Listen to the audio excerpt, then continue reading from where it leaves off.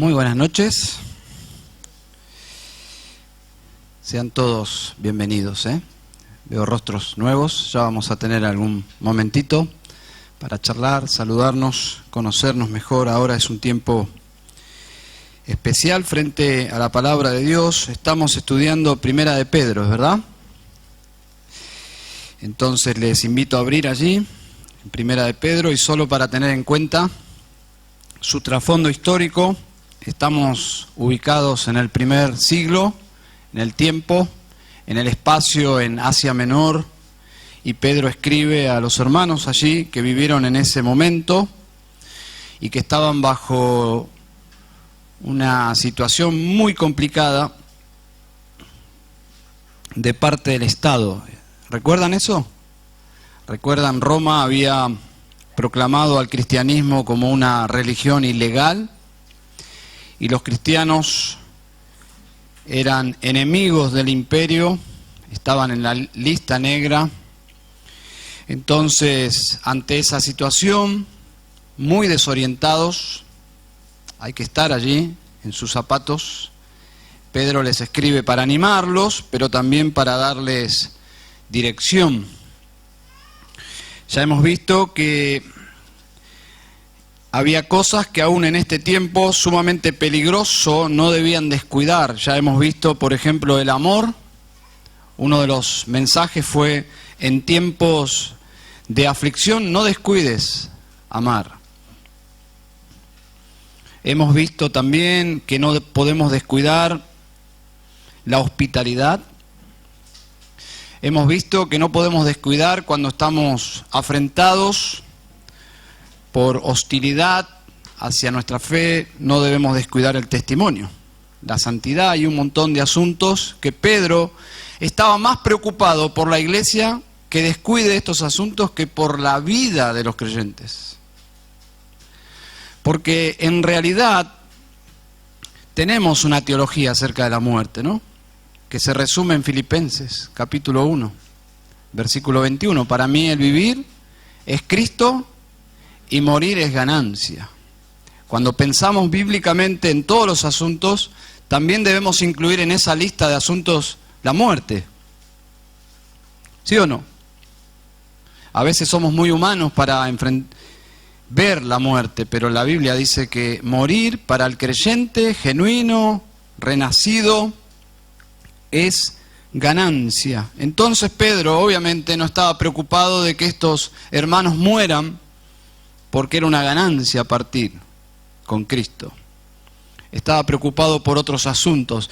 Podemos decir que estaba más preocupado por la vida de Cristo reflejada a través de la iglesia en esos días que la vida misma de los creyentes. Porque en última instancia estamos en esta vida no solo para mantenernos con vida, sino para glorificar a Dios. Dios nos tiene con vida, siendo sus hijos, en un mundo tan difícil, solo con un motivo, con una misión, que es la gran comisión. ¿Sí o no? Que Dios dejaría a sus hijos en un lugar tan complicado, tan peligroso, si no estuviese al control de la situación. Bueno, la iglesia está bajo el cuidado de Dios, siempre lo estuvo, aún bajo la más feroz persecución, la iglesia nunca dejó de estar bajo el cuidado de Dios. Y eso es asombroso. Y nosotros ni siquiera estamos cerca de algo así, y a veces nos preocupamos por asuntos de mucho menos peso, como la economía. Ya ante un cambio económico estamos casi como que parece la persecución romana que viene contra la iglesia, hermanos. Debemos confiar en Dios, más allá del gobierno de turno. El gobierno de turno en estos días era Nerón, un loco, desquiciado, inmoral, asesino, endemoniado muy probablemente. Bueno, aún en esos días Pedro no estaba tan preocupado por lo que podían llegar a sufrir físicamente, sino por la vida testimonial de los creyentes.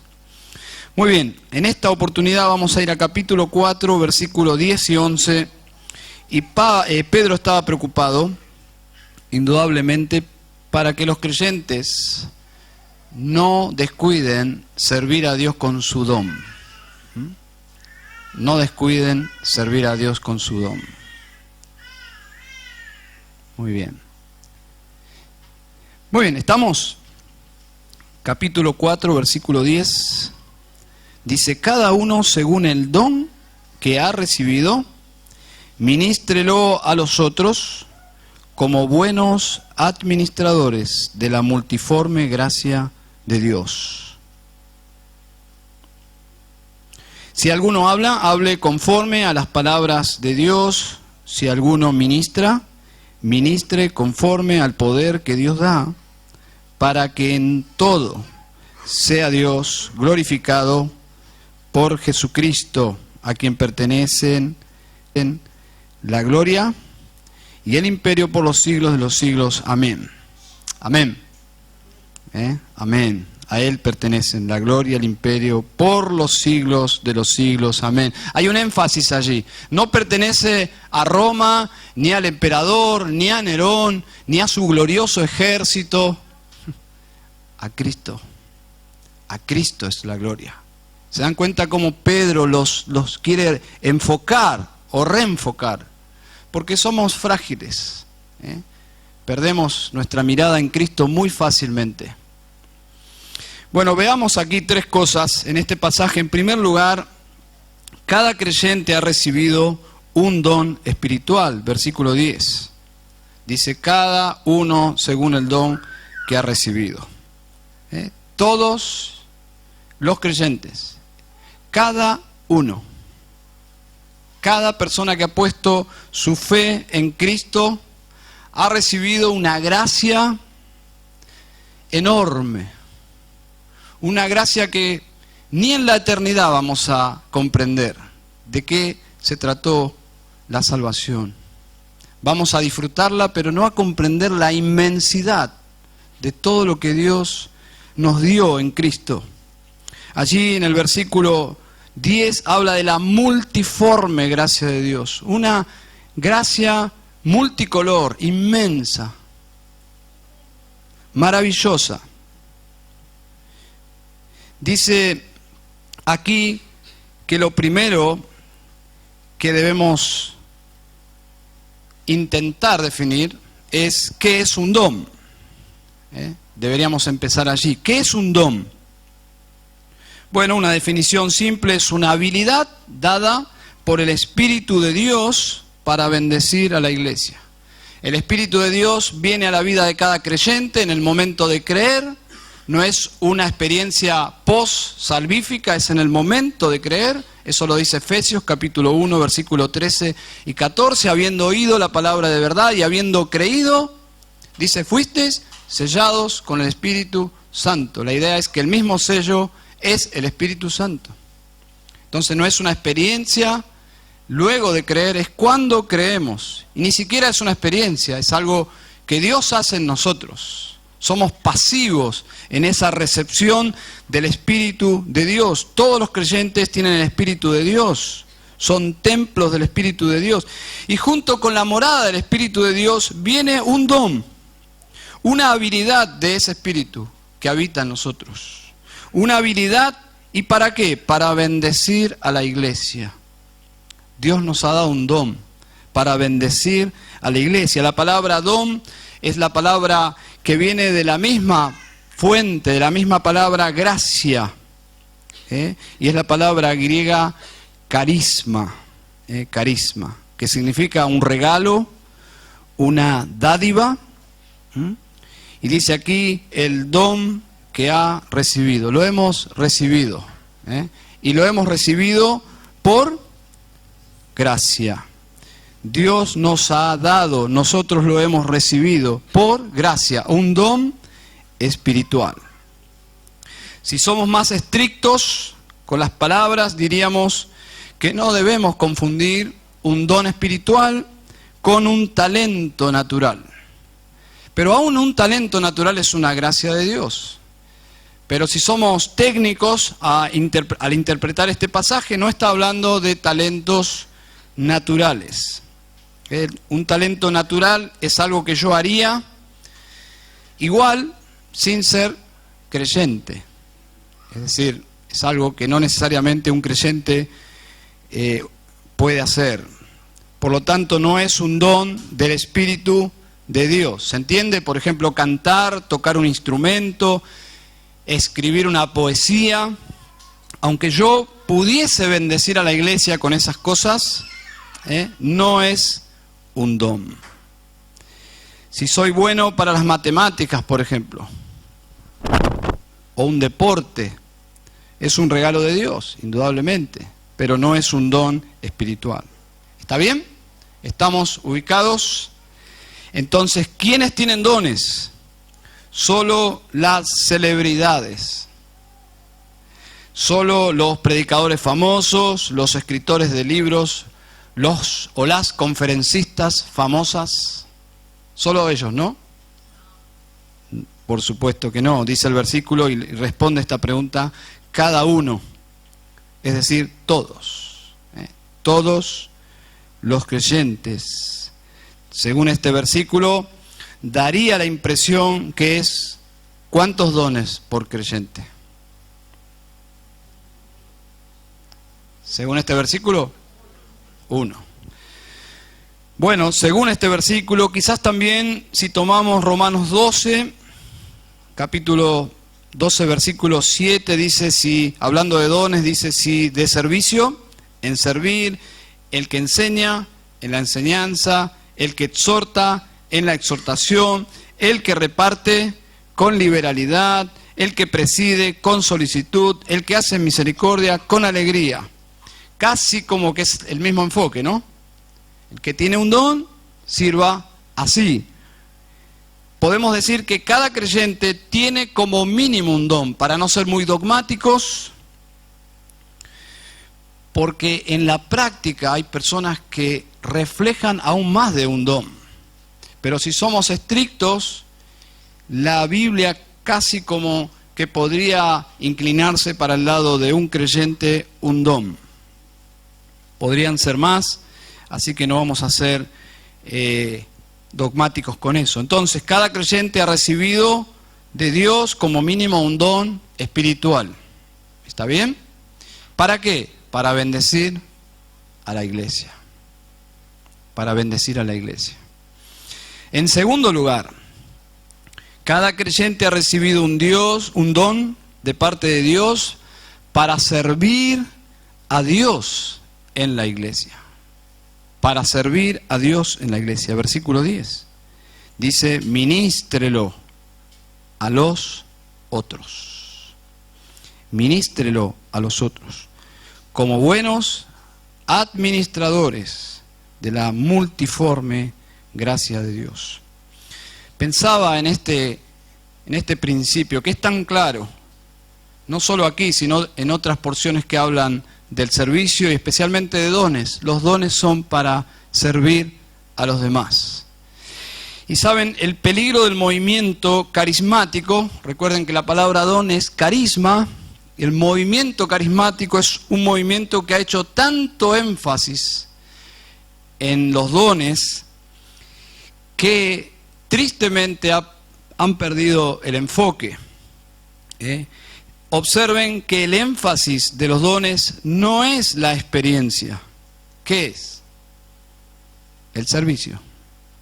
Es muy sutil la diferencia, pero es muy clara.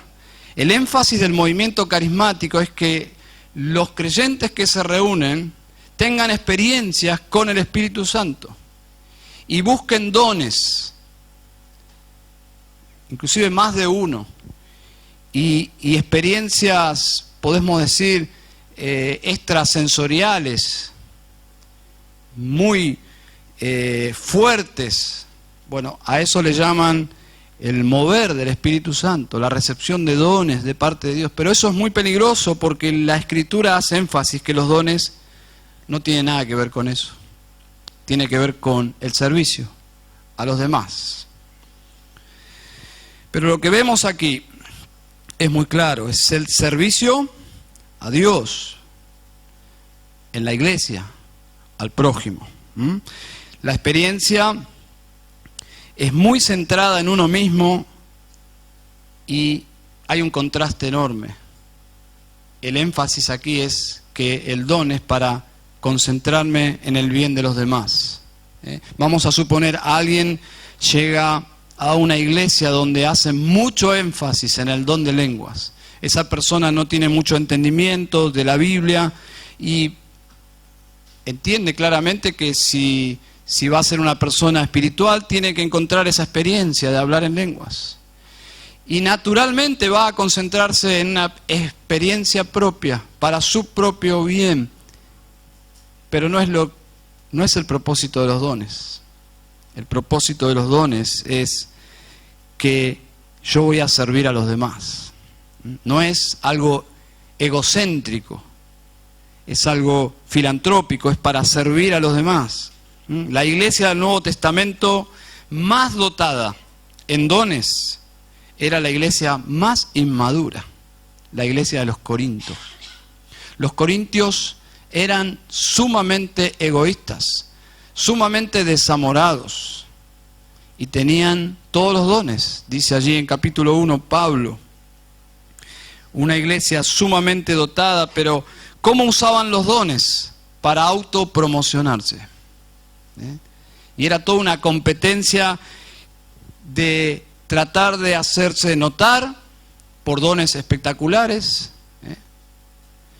Por esa razón, capítulo 12 y 14 es una amonestación muy fuerte a los corintios, porque estaban haciendo todo mal. Podemos interpretar muy mal esos versículos. Estos hermanos estaban muy centrados en sí mismos y Pablo les dice que lo más importante, ¿qué era? En capítulo 13. El amor. El amor. Qué diferencia, ¿no?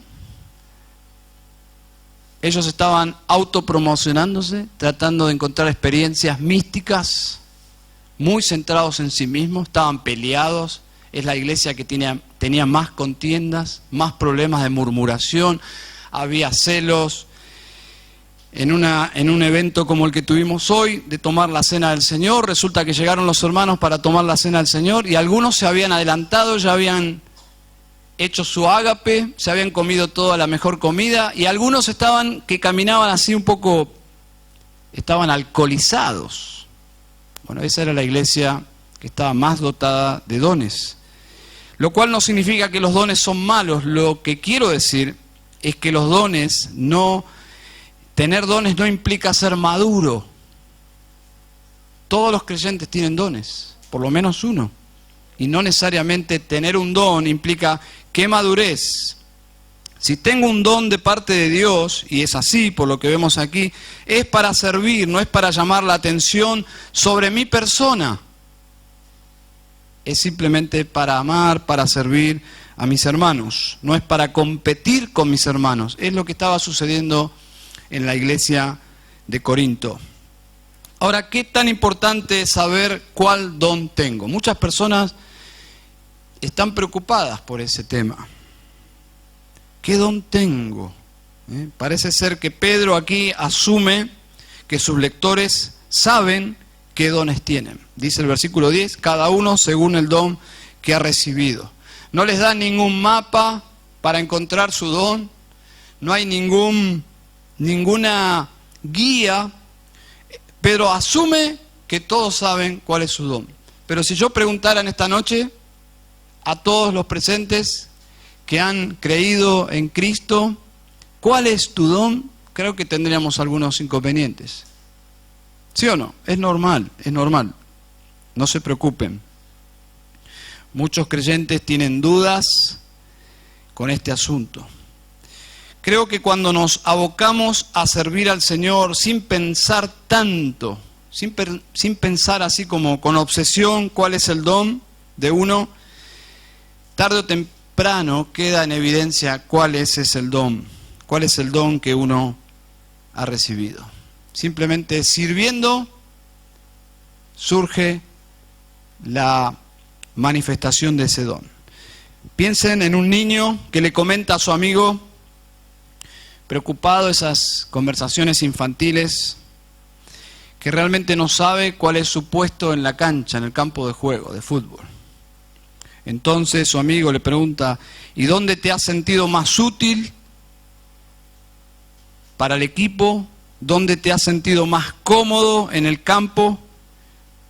Y el jovencito responde, no sé porque nunca jugué.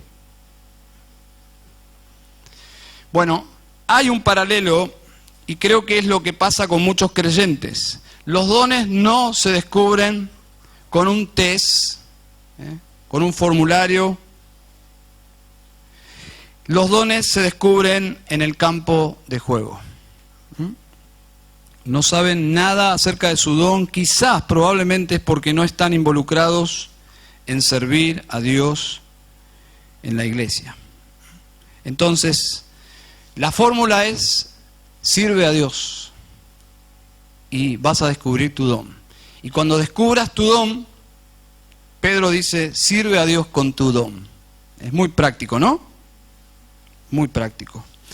Primera de Corintios 12:7, lo cito simplemente, pero a cada uno le es dada la manifestación del Espíritu. Esa frase, manifestación del Espíritu, es un sinónimo que Pablo usa para don. Y dice, para provecho. Cada persona ha recibido un don para provecho, y la palabra significa para provecho de los demás.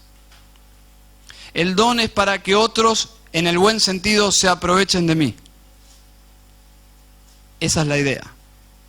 Sabemos que los dones son para servir, y cuando todos saben cuál es su don, también saben qué don tienen los demás. Hay una interacción maravillosa, una dinámica en el cuerpo de Cristo local precioso. Entonces, para provecho de los demás, dice el versículo 10, ministrelo, ministrelo. Somos ministros del don que Dios nos ha dado. Y luego agrega, como buenos administradores de la multiforme gracia de Dios. Servir a Dios ya es gracia. Si alguien ve el servicio como una carga, como algo, hay que servir a Dios, bueno, hay un problema enorme de teología allí. Porque bíblicamente servir a Dios es un privilegio. Los ángeles sirven a Dios con una solicitud que son un ejemplo para nosotros. Hebreos dice que son espíritus que corren, trabajan para Dios, no descansan, obviamente ellos no necesitan, pero ellos son muy activos, muy obedientes, muy sumisos, muy precisos. Y alguien dijo, escuché en esta semana, que cuando Dios envía a sus ángeles a hacer trabajos, lo harían con tanta solicitud y con tanta excelencia que si Dios les manda a presidir algún asunto gubernamental, como si les mandara a hacer algo tan sencillo, no sé, como un pan. No importa la tarea en sí, sino a quién servimos. Servir es un privilegio porque servimos a un Dios grande que nos da el privilegio de servirle. Es gracia, es parte de la multiforme gracia de Dios, servirle a Él. El don lo he recibido por gracia, servirle es una gracia de Dios. Y creo que una de las disciplinas más grandes, de Dios hacia su pueblo, hacia individuos de su pueblo, es quitarle el privilegio de servir. Eso es horrible. Que Dios, ante una actitud muy negligente, muy pasiva, muy perezosa, Dios quita el privilegio de servir. Mayormente es por dureza de corazón. Esta palabra aquí, administradores, se traduce en otra parte de la Biblia como mayordomo. mayordomo. Somos mayordomos. No somos dueños del don. Simplemente administramos lo que Dios nos dio. Somos responsables. Y dice que debemos ser buenos mayordomos. Buenos administradores. Primera de Corintios 4:2 usa la misma palabra y dice, ahora bien, dice Pablo, se requiere de los administradores, la misma palabra, que cada uno sea hallado fiel. Sea hallado fiel. La iglesia es un pueblo maravilloso. Funciona por el Espíritu de Dios. Funciona porque Dios ha puesto su Espíritu en sus hijos, inclina sus voluntades, potencia sus vidas para servir voluntariamente.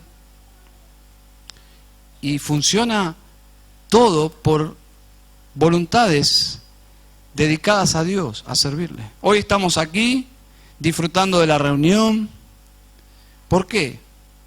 Porque hay un sinnúmero de asuntos que tienen que ver con personas que sirvieron antes, durante y después, en la limpieza, en el armado, en un montón de asuntos, sonido, multimedia, un montón de cosas que hace posible que esto funcione.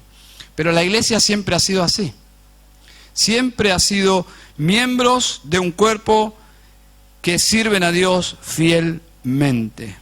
En el tiempo del Nuevo Testamento, la mayoría de los mayordomos eran esclavos. Qué interesante, ¿no? Qué interesante que esta palabra está asociada a la esclavitud y la Biblia dice que somos esclavos de Cristo. ¿Está funcionando bien me parece que sí? Bien, pues yo los veo a todos como acalorados, ¿no? Bueno, vamos a darle un poco de... Bueno, estos mayordomos no eran dueños de nada, ni siquiera de sus propias vidas. Bueno, aquí hay un paralelo con nosotros, porque la Biblia dice que el creyente no se pertenece a sí mismo. Somos esclavos de Cristo. Y hablando de los dones que tenemos y usamos en la obra de Dios, qué precioso es pensar que es la gracia de Dios, la multiforme gracia de Dios. Esto significa que la diversidad de dones que Dios ha dado a su pueblo son expresiones diversas de su gracia, como un arco iris, con tantos colores diversos. Bueno, hay una lista de dones, pero el ejercicio del don en la iglesia es una manifestación de los colores de la gracia de Dios.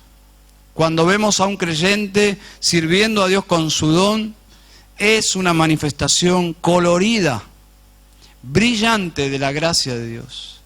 Es Dios que ha dotado a esa persona para servirnos. Es un regalo de Dios. Es bíblico pensar que el aporte más valioso que hacemos a la iglesia es servir con los dones que Dios nos ha dado. Quiero que piensen en un ejemplo futbolístico.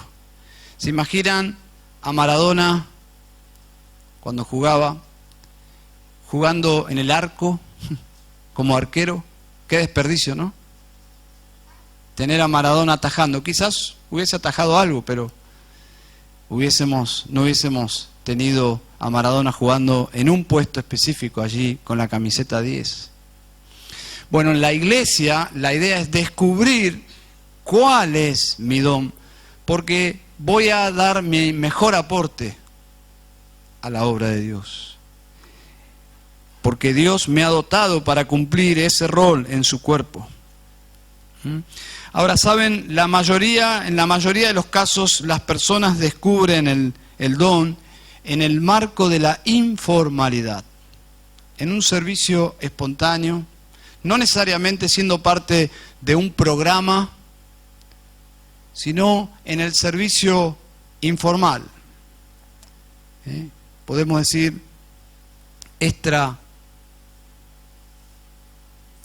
extraoficial, exactamente.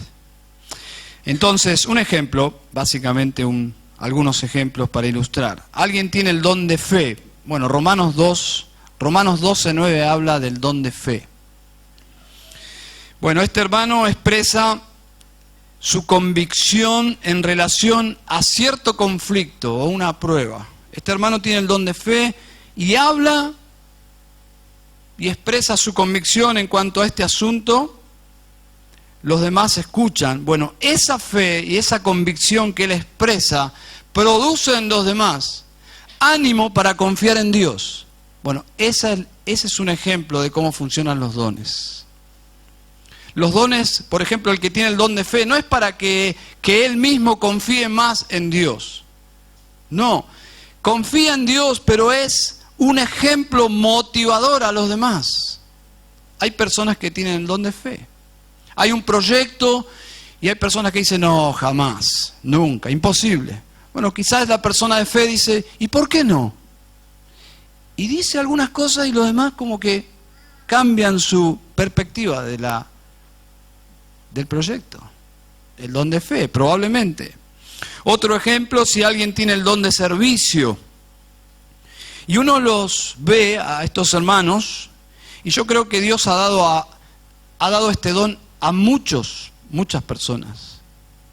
Simplemente por observación, es algo medio subjetivo que se ve en la iglesia. Muchos creyentes tienen el don de servicio, se observan, pero cuando alguien ve a servir a alguien que tiene el don, uno es motivado a servir. Porque sirven con unas ganas, con una satisfacción, casi como que sirviendo están tomando como un helado, ¿no? Cuando vos ves a alguien tomando un helado, ¿qué te provoca? Te da ganas de tomar un helado. Cuando alguien ve a alguien que tiene el don de servicio sirviendo, uno es motivado y quiere servir. Bueno, ese es el don. Ese es el obrar del don. O alguien tiene el don de misericordia. ¿Qué produce en los demás? Misericordia. Ser más misericordiosos. Y así podemos seguir con los demás dones. ¿Qué están haciendo todos estos hermanos? Lo que dice nuestro pasaje, ministrelo a los otros. Ministrelo a los otros. Dios nos ha dado dones para motivar a los demás, que no tienen mi don. Que no tienen mi don. Si Dios me ha dado el don de misericordia, hay muchas personas que no son naturalmente misericordiosos. Les cuesta un montón ser misericordiosos. Esa persona va a dar cátedra práctica de misericordia y va a influenciar vidas. Y es muy importante que sirvamos a Dios con nuestros dones, porque nuestros hermanos nos necesitan. Si alguien tiene el don de maestro y cuando está enseñando ahí alguien lo escucha, ¿y a qué es motivado escuchar a alguien que tiene el don de maestro? A estudiar la palabra de Dios. A estudiar la palabra de Dios. A decir, yo nunca vi eso. Nunca vi eso. Qué ignorante. El don de maestro motiva a estudiar la palabra de Dios. Y así podemos continuar. Si hemos recibido un don y somos administradores de estos dones, entonces esto implica que vamos a rendir cuentas. Esta es la letra chica, hermanos. Dios nos da dones, pero somos responsables. ¿Recuerdan la palabra administrador? ¿Qué significaba, no? Mayordomos. Vamos a rendir cuentas de qué hicimos con nuestro don. Primera de Corintios 4:2 dice, ahora bien, se requiere de los administradores que cada uno sea hallado fiel. Y Pablo, que estaba siendo muy criticado por la iglesia allí en Corinto, dice, yo en muy poco tengo el ser juzgado por vosotros, o por tribunal humano, ni aun yo me juzgo a mí mismo. Parecería decir entre paréntesis, como que a Pablo no le importaba nada. Pero no es una actitud así como, que yo hago lo que quiero, a mí no me... No, vamos a seguir leyendo. Dice, yo en muy poco tengo el ser juzgado por vosotros, tribunal, ni aun mi propio juicio, versículo 4, porque aunque no tengo de nada mala conciencia, no por eso soy justificado, pero el que me juzga es el Señor. Así que no juzguéis nada antes de tiempo, hasta que venga el Señor, el cual aclarará también lo oculto de las tinieblas y manifestará las intenciones de los corazones. Y entonces cada uno recibirá su alabanza de Dios. Pablo dice, llegará un día cuando Dios va a juzgar las intenciones de por qué hicimos las cosas. Entonces, servimos a Dios con nuestro don en la iglesia, a nuestros hermanos, pero es muy importante el por qué. El por qué. Dios está muy interesado en por qué hago lo que hago. La motivación por el cual yo sirvo a Dios. Y este es el juicio que le preocupaba a Pablo y nos debe preocupar a nosotros también. Debemos temblar en un sentido. No porque el juicio llamado el tribunal de Cristo sea para condenarnos. No, la Biblia es clara en cuanto a eso. No hay condenación para los que están en Cristo Jesús. No hay un prontuario de pecado. Cristo ya ha pagado absolutamente todo. Pero sí hay un llamado a rendir cuentas en cuanto a qué hicimos con nuestras vidas. Desde que nos convertimos a Cristo. Desde el día que Él nos salvó, siendo esclavos de Él. ¿Qué hicimos? Y este punto nos lleva al último. Debo servir a Dios con el don que Dios me ha dado en la iglesia, a mis hermanos, pero para la gloria de Dios. Para la gloria de Dios.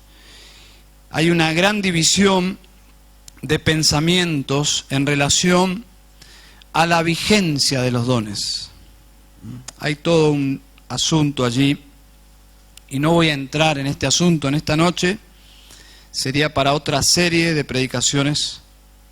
¿Qué dones? Hay varios pasajes, hay una larga lista de dones, solo clarificar o clasificar los puntos de vista por el tema de los dones. Creo que podemos dividir en 4 grupos. Síganme por favor, Voy a ser un poco técnico, pero voy a terminar allí en el versículo 11. El primer grupo son los carismáticos extremos. Ellos leen la misma Biblia que nosotros, pero ellos creen que todos los dones están vigentes, todos los dones del primer siglo, tal como los leemos en el libro de los Hechos, todos esos dones están vigentes. Estos grupos extracarismáticos son los que están dedicados a la práctica de los dones. Su enfoque primario en sus ministerios o en todo el funcionamiento de sus iglesias es los dones. Como una obsesión por los dones. Son grupos muy diversos, evangélicos, católicos, diferentes grupos, diferentes denominaciones. Todo su énfasis es el Espíritu Santo. O sea, el enfoque es el Espíritu Santo. Tanto es el Espíritu Santo que el Padre y el Hijo tienen un rol muy secundario. Bueno, cuando uno va a las Escrituras, encontramos que no es así. Encontramos que el Espíritu Santo tiene un rol sumamente silencioso, tiene un rol de perfil pero más bajo imposible, es su rol, es Dios, pero su rol es exaltar ¿a quién? A Cristo. Y cuando vamos a Cristo, Cristo exalta ¿a quién? Al Padre. Y se exaltan el uno al otro en una unidad amorosa perfectamente armoniosa. Ese es nuestro Dios trino. Trino Dios. Y nadie, ni el Padre se siente menos que el Hijo, ni el Hijo menos que el Espíritu. Simplemente son roles en el ministerio. La mayoría de estas iglesias tienen serios problemas doctrinales porque descuidan el estudio de la Biblia. La subestiman. Y en la práctica, sutilmente, y es muy sutil, la experiencia tiene más relevancia que la Biblia. La experiencia ocupa, si no tiene un lugar más importante que la Biblia, casi que está en el mismo lugar. Un error. Esto los hace muy abiertos a todo viento de doctrina nuevo. Toda moda doctrinal, todo viento doctrinal que sopla, ellos lo quieren capturar porque dicen, si es del Espíritu, tenemos que tenerlo aquí en nuestra congregación. Muy, muy peligroso esa mentalidad. Muy peligroso. Abrazan las peores falsas enseñanzas. ¿Por qué? Porque no están orientados hacia donde tienen que estar. Bueno, este es el grupo, podemos decir, extracarismático. ¿Está bien? En segundo lugar tenemos los carismáticos moderados. Hay de estos también. Son iglesias carismáticas, discretas, creen que los dones están vigentes, pero son más enfocados en la Biblia.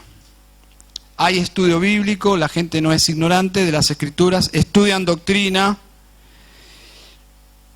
Son personas que por tener acceso al estudio bíblico son más precavidos, no abrazan todo viento doctrinal falso, porque hay iglesias que abrazan absolutamente todo. Cualquier falso maestro de turno que venga a la ciudad o al país, allí están todos ellos. No tienen discernimiento, son muy simples en su manera de pensar. Son como ovejas sin la palabra de Dios, sin pastor. Pero los carismáticos moderados son los que están en una posición no tan extrema. No obstante, quiero darles una triste noticia, son las menos en la Argentina, lamentablemente. En nuestro país no hay muchas iglesias carismáticas moderadas, la mayoría son extremas. Luego tenemos, en cuanto a dones, los conservadores, llamados continuistas. ¿Quiénes son? Bueno, los conservadores continuistas son iglesias que creen que todos los dones están vigentes, pero no los practican. Simplemente ellos dicen, si están vigentes y Dios quiere hacer un despliegue de eso, que lo haga Dios, nosotros no nos vamos a enloquecer con eso. Pero, ¿cómo saber si Dios es el que lo hace? Bueno, estudian el manual del uso de dones. Y entre paréntesis, cuando yo observo lo que dice la Biblia de cómo funcionan los dones, y observo cómo las iglesias practican esos mismos dones que dicen del Nuevo Testamento, no hay similitud, hermanos. Simplemente un ejemplo. La Biblia dice que si hablan en lengua, bueno, lo dijo Pablo, que si hablaban en lengua, en la iglesia de los Corintios, que sean 3, no más de 3, y por turno. Y habla uno y tiene que levantarse el otro, interpretar. Se sienta el que habló en lenguas, el otro interpreta, se sienta. Uno, el segundo, habla en lenguas, el otro interpreta, la iglesia es bendecida, se sienta. Un tercero, este es el último, se interpreta y se sienta. Eso no sucede, por lo menos, en ningún lugar. Entonces, los conservadores continuistas dicen, no hay mucha evidencia bíblica, sí extrabíblica, histórica, de que los dones han cesado, pero eso no significa que nosotros los practiquemos. Entonces tenemos personas muy instruidas en la Biblia, inclusive con doctorados, pastores muy conservadores que tienen esta posición. Son continuistas pero no practicantes, ¿está bien? Y luego tenemos los conservadores cesacionistas. ¿Qué son? Ya hay tantos términos que estamos mareados, ¿no? ¿Qué son los cesacionistas? Bueno, ellos creen que los dones milagrosos que vemos en la Biblia cesaron, que pertenecieron únicamente al primer siglo y relacionado con los apóstoles. Apóstoles asociados y una era extraordinaria de milagros que se terminó con el Nuevo Testamento ya terminado, constituido. No obstante, los cesacionistas, si son bíblicos, entienden que Dios es soberano y poderoso para hacer lo que quiere y como quiere. Por lo tanto, somos muy cuidadosos en atribuirle al Espíritu Santo. Somos, porque nuestra iglesia tiene esta posición, somos muy cuidadosos de atribuirle al Espíritu Santo obras que no es el Espíritu Santo, que no tienen nada que ver con el Espíritu Santo, ni con su carácter, ni con lo que dice el Nuevo Testamento. Si querés ver el obrar poderoso del Espíritu Santo, observa a un santo que manifiesta amor, que manifiesta paz, que manifiesta gozo, ¿qué más? Mansedumbre, templanza, paciencia, el fruto del Espíritu Santo. Porque cuando un santo, un creyente manifiesta el fruto del Espíritu, está mostrando ¿a quién? A Cristo. A Cristo. Yo no he conocido a nadie que se haya convertido por ver a alguien hablando algo que nadie entiende, o hablando un montón de gente, o gente en el piso, cada uno buscando su propia experiencia. Nadie se ha convertido por eso. Pero sí se han convertido por una persona que manifiesta el fruto del Espíritu Santo. Hoy es un gran debate este asunto de los dones, vigentes, no vigentes, los continuistas, los carismáticos, los extras carismáticos. Hay todo un lío bárbaro. Nosotros somos cesacionistas como congregación. Creemos que los dones apostólicos o de la era apostólica cesaron. No obstante, Dios es un Dios todopoderoso que puede hacer milagros, y hemos visto milagros impresionantes. Cada creyente regenerado, transformado, de ser un pecador egoísta, ahora un santo que ama a Dios y sirve a Dios y ama a su prójimo y ama a su familia, ama a sus hijos, ama la palabra de Dios. Ese es el milagro más poderoso. Ese milagro nos deja sin aliento. Ese es el milagro más maravilloso de la gracia de Dios. Siempre ha sido así. Encontramos aquí en Pedro una forma más simple de clasificar los dones. No dones que cesaron, que no cesaron, que están vigentes. Pedro aquí, dice, versículo 11, el que habla. Y luego dice, el que ministra. Es decir, hay una división muy simple, los dones del habla y los dones que prestan servicio. ¿Está bien?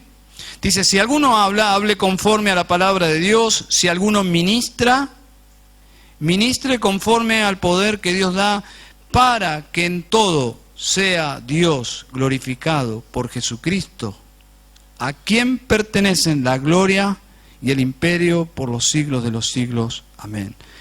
Los dones del habla, en primer lugar.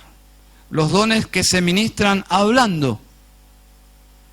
Es la primera clasificación. ¿Cómo deben usarse, hermanos? Si alguno tiene el don, algún don que tiene que ver con el habla, hable conforme a las palabras de Dios. Pedro está regulando el uso de los dones verbales. Todos los que hablan deben limitarse a ser bíblicos. Bíblicos. No dejar la palabra de Dios fuera de sus ministerios. Hay un versículo tan mal usado, los que dicen, la letra mata, el espíritu vivifica. Más fuera de contexto imposible. La letra mata, allí habla de la ley de Jehová, los 10 mandamientos. Nos mata porque somos pecadores. Nos mata, no nos puede dar vida porque somos pecadores. No tiene nada que ver con la Biblia como instrumento de santificación o de formación. No es un versículo para menospreciar el estudio de la palabra de Dios. Dice, si alguno habla, hable conforme a las palabras de Dios. No dejar la palabra de Dios fuera de sus ministerios. Al contrario, intentar hablar conforme a las palabras de Dios. Recuerdo un pastor que estuvo en una reunión muy interesante. El líder abrió la Biblia y dijo, bueno, ¿y ustedes qué piensan de este versículo? ¿Y usted qué piensa? ¿Qué interpreta? Cuando le llegó a él, le pregunta a usted, pastor, ¿qué piensa usted de este versículo? Y él dijo, ¿qué importa lo que yo piense? ¿Qué importa lo que ustedes piensan? Lo importante es lo que Dios dice aquí. Lo que Dios dice aquí. Cómo Dios lo dijo en el momento que lo dijo y las implicancias que tiene lo que dijo en ese momento para nosotros hoy. Eso es entender correctamente la palabra de Dios. Nunca, nunca debemos suplantar la palabra de Dios por pensamientos humanos. Nunca, jamás. Hoy es muy común grupos que se llaman a sí mismos iglesias, pero no tienen nada que ver con lo que el Nuevo Testamento enseña que es una iglesia. Nada, absolutamente nada que ver. Observen una iglesia en su plena función, una iglesia recién nacida en Hechos 2:42, cito simplemente, y perseveraban en la doctrina de los apóstoles, en la comunión unos con otros, en el partimiento del pan y en las oraciones. Qué simple, las experiencias de la iglesia. Esta es la iglesia de Cristo recién nacida y Dios nos dejó allí la dinámica de una iglesia saludable. Perseveraban en la doctrina. No es por casualidad que el énfasis está en la doctrina. ¿Por qué? Porque la doctrina es el fundamento de la iglesia. Es la verdad. Saben, las iglesias más grandes de este país y de otros están centradas en el hombre y no en Dios. Y saben, aún usando la Biblia, se puede silenciar a Dios. Se puede silenciar a Dios usando la Biblia. Cuando solo la usan para citarla, pero luego solo se escucha la voz del hombre. En vacaciones estuvimos un domingo en una iglesia así. El hombre leyó el versículo y nunca más, en la hora que habló, volvió a la Biblia. Triste, muy triste. Porque el hombre, ¿qué tiene para dar? ¿Qué tenemos para dar? ¿Cuál es la función de un pastor, de un predicador? No tiene nada para dar si no es la palabra de Dios. Absolutamente nada. Cuando se le roba el sentido histórico de lo que Dios dijo, lo que Dios comunicó en ese momento, yo puedo usar la Biblia, manipularla para mis propios provechos. ¿Por qué Pedro dice aquí, si alguno habla, hable conforme a las palabras de Dios? Porque si no es así, tenemos a un ciego guiando a otros ciegos. Las palabras del hombre no tienen poder, ni santifican, ni salvan. Por eso Romanos 10:17 dice, así que la fe es por el oír, y el oír por la palabra de Dios. La fe viene por el oír. ¿Cómo crecen los creyentes en su relación con Dios? Por la palabra de Dios. Un creyente no va a crecer escuchando historias tras historias. Eso puede animarnos, pero no acrecentar nuestra fe y nuestra relación con Dios. Yo puedo escuchar historias de milagros y eso no va a desarrollar mi fe. La Biblia es muy clara. La fe viene por el oír y el oír por la palabra de Dios. Los testimonios son asuntos periféricos. La fe se desarrolla por la palabra de Dios. Juan 17, Jesús mira al Padre en oración, orando por sus discípulos y por las generaciones de discípulos que vendrían, y dice: Padre, santifícalos en tu verdad, tu palabra es verdad. Es la palabra de Dios. Hebreos 11:3 no dice que por la palabra del hombre fueron constituidos los cielos y la tierra. Dice: por la palabra de Dios entendemos que existe el universo. Así que en el contexto del ejercicio de los dones, si alguno habla, hable conforme a las palabras de Dios. Si tenés un don que tiene que ver con hablar, con interactuar, incluí la palabra de Dios. Y luego dice los dones que implican servicio. Si alguno ministra, ministre conforme al poder que Dios da. Es decir, si servimos a Dios, hagámoslo con la fuerza que provee Dios, el poder que Dios da. La palabra allí, en el original, que Dios da, esa palabra da significa que Dios corre con los gastos. Él es el proveedor. Dios quiere que le sirvamos con el poder que Él nos da, no con nuestras fuerzas, con nuestra carne, sino con su poder, con sus fuerzas. Para eso debemos estar en comunión con Dios. Los dones del habla con la palabra de Dios. Los dones de servicio con el poder de Dios. ¿Se dan cuenta? Dios, Dios, Dios, Dios. Dios en el centro. No el hombre, Dios. ¿Por qué? Porque es la única forma que suceda lo que dice el resto del versículo. Dice: para que en todo sea Dios glorificado por Jesucristo, a quien pertenecen la gloria y el imperio por los siglos de los siglos. Amén. Cuando usamos su palabra, cuando usamos su poder, todo lo que hacemos lo hacemos con su poder y su palabra, Él es glorificado. Él es exaltado. Kevin Durant, yo no sé mucho de básquet, pero vi cómo este hombre, un jugador de la NBA, recibió un premio. La sala estaba llena de gente, periodistas que siguen este deporte. Todas las cámaras estaban fijas en este hombre. Y al momento de dar su discurso, de haber recibido su premio, rompió en llantos este hombre y le dedica el título, le dedica el premio a su madre. No sé si lo han visto. Su madre estaba sentada allí en el frente del auditorio. Algo de lo que dijo les leo. Dice: no debería estar aquí. Y la mira y le dice: tú nos hiciste creer, nos alejaste de las calles, nos vestías, nos dabas de comer cuando tú no tenías nada que llevarte a la boca. Te asegurabas que nosotros comiésemos, aunque tú te ibas a la cama con hambre. Ahí estaba la madre.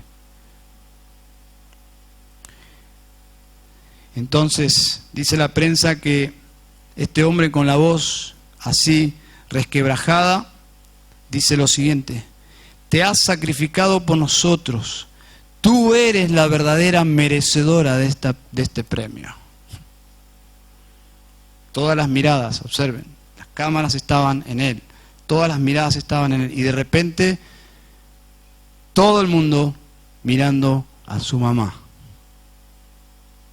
Cuando vi esto, y toda la gente ovacionando, aplaudiendo a su mamá, y este hombre como que pasa a un segundo plano, dije: este es el mejor ejemplo de lo que es glorificar a Dios.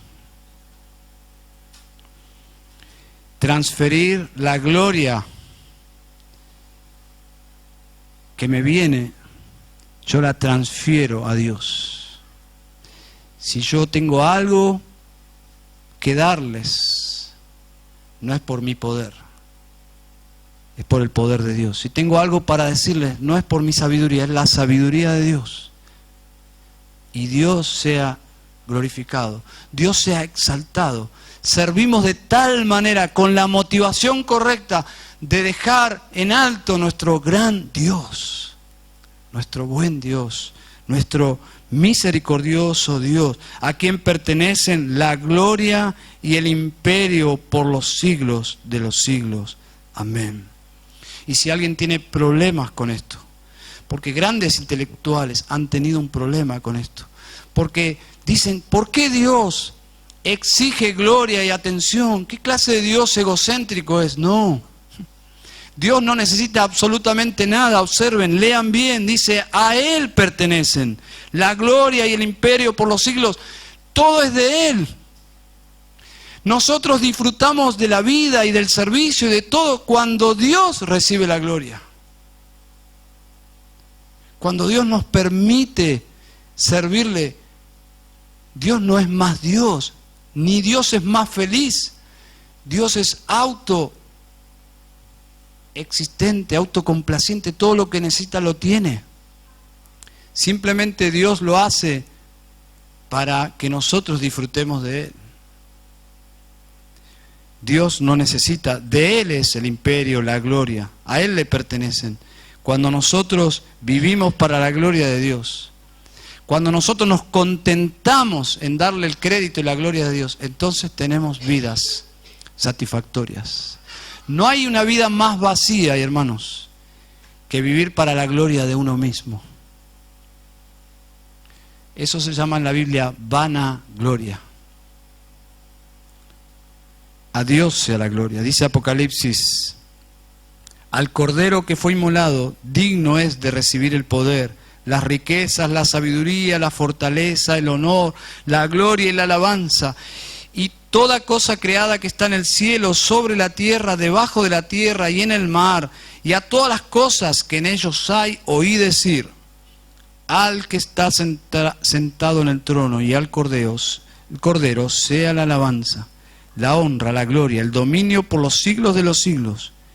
Y los 4 seres vivientes decían, amén, y los ancianos se postraron y adoraron. No hay nada más triste de vivir para llamar la atención sobre uno mismo. No hay nada más triste de tener sed de gloria, de reconocimiento, de aplauso. Creer que somos el centro del universo. No, Dios. A Dios le pertenece la gloria. No hay nada más triste que un creyente sirviendo con motivaciones equivocadas. ¿Se imaginan que el Señor Jesús se presentara aquí ante nosotros y de repente una cucaracha allí en el rincón intentara llamar la atención de todos, compitiendo con el Señor Jesucristo, tratando de decir, mírenme a mí, no miren a Cristo? Quiero decirte, no somos cucarachas, pero nos comportamos como cucarachas cuando queremos llamar la atención sobre nosotros. Cuando queremos el crédito, cuando hablamos de lo que nosotros hicimos, cuando colocamos en el Face, ¡wow, qué grande soy! Cuidado, porque la gloria no nos pertenece. La gloria es de Cristo. Solo podemos cuidar nuestras motivaciones. Vivimos en un tiempo muy egocéntrico. Alguien dijo en el retiro, en la conferencia ante su palabra, que las personas promedios, comunes, tienen más fotos de sí mismos que los reyes del pasado, que se autorretrataban y tenían recursos para hacer todos los retratos que querían, imágenes y estatuas. Pero en el día de hoy, la gente se autopromociona todo el tiempo queriendo llamar la atención sobre sí mismo. Cuidado, hermanos. Cuidados. La gloria le pertenece a Él. Vamos a orar. Señor Padre Santo, qué triste serían nuestras vidas. Sin ti estaríamos muertos en nuestros pecados todavía. Señor, cuando no te conocíamos, competíamos contigo, absolutamente ridículo. Tratábamos de encontrar propósito de nuestra existencia fuera de la fuente de la vida, hasta que Cristo nos salvó. Y nuestro gozo hoy, Señor, no es recibir la gloria, sino dártela a ti. A ti te pertenece, Señor. Tu Hijo fue inmolado por nosotros. Señor, gracias por el Evangelio y porque cuando nos salvaste no solo nos diste la salvación, sino nos has dado dones para servirte. Nos sentimos útiles en tu obra, podemos servirte, podemos ser buenos administradores. Gracias, Señor. Podemos usar el don para mostrar el amor hacia otros, pero sobre todo, Señor, usamos nuestro servicio, nuestro don para darte la gloria a ti. Ninguno de nosotros podríamos hacer nada, tal como lo dijo tu Hijo, Señor. Separados de mí, nada podéis hacer, Señor. Totalmente incapacitados, inválidos, incompetentes. Así es como queremos vivir, Señor, en una absoluta dependencia de ti, Señor. No solo para servirte, sino para vivir. Para vivir. Señor, gracias por el apóstol Pedro, por tu palabra, Señor, que tú la uses para seguir actuando en nuestros corazones, corrigiendo lo que no te agrada, Señor. Especialmente en esta semana. Oramos en Cristo Jesús. Amén y amén. Pastor Ernesto.